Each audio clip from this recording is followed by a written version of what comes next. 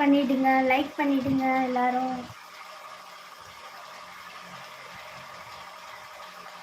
என்ன இது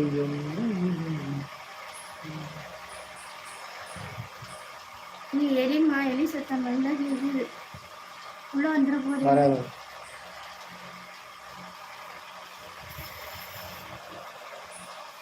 எங்களது வெற்றி தமிழ் சேனலை முதல் முறையா பார்த்து கார்த்திகா போடுற கமெண்ட்ஸ் எனக்கு காட்ட மாட்டேங்குது. காட்டாது. முக்கியமா பேசும்போது மட்டும் மெசேஜ் காட்டாத. அப்படி சொல்லு கார்த்திகா. மாலை போ